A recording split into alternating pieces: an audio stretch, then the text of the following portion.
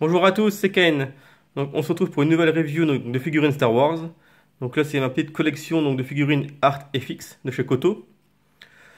Donc, comme je vous l'ai expliqué déjà la dernière fois, l'avantage c'est que les figurines donc, en série Art FX généralement sont vendues avec donc, des aimants dans les pieds et un socle aimanté pour pouvoir poser les figurines directement sans qu'elles aient besoin de maintien ou de choses extérieures.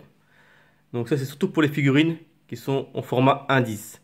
Donc ils font entre général entre 15 et 20 cm. Au-delà, effectivement, c'est des plus grandes figurines, donc souvent il y a besoin d'un socle ou d'un support. Mais généralement, sur tous les formats donc indice, elles sont vendues avec un socle aimanté, du coup il n'y a pas besoin de support, les figurines sont très bien maintenues. Et également, donc ça c'est une review pour les gens qui veulent se faire plaisir avec des figurines Star Wars sans forcément mettre un budget important.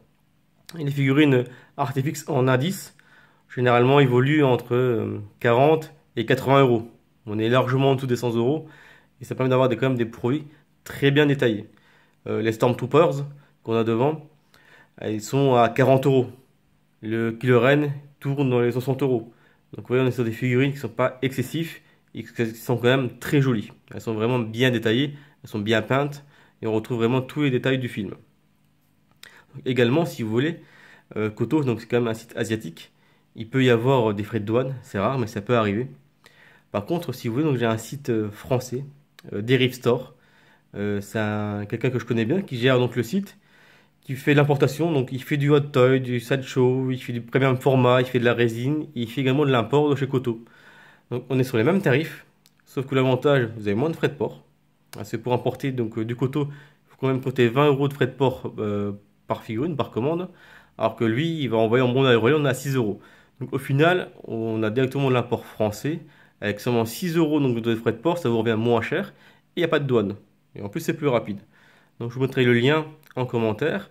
Si vous avez des questions, ben, n'hésitez pas à me demander, hein. Je vous montrerai cela ou je vous parlerai un peu donc, du site. N'hésitez surtout pas à vous poser vos questions.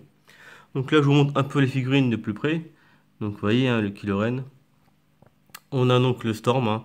Donc là, du coup, vu que j'ai deux fois le même Storm, donc j'ai mis un épaulette noire, l'autre épaulette rouge. Parce que dans la boîte, vous avez trois épaulettes. Il y a également une version blanche qui est fournie avec. Donc le Kylo Ren, il fournit avec plusieurs paires de bras. Donc on peut soit faire le bras en fait droit levé, soit le bras gauche, soit le bras dans le sabre dans le bras droit ou dans le bras gauche. C'est comme on veut, on choisit effectivement la position qui vous arrange. Et donc je vais vous montrer également les petits aimants. Vous voyez, donc c'est quand même assez puissant. Donc vous voyez sous les pieds, on a bien donc les aimants. Et oui, ça se maintient bien. Hop là. Du coup, on peut poser ça sur la plaque directement.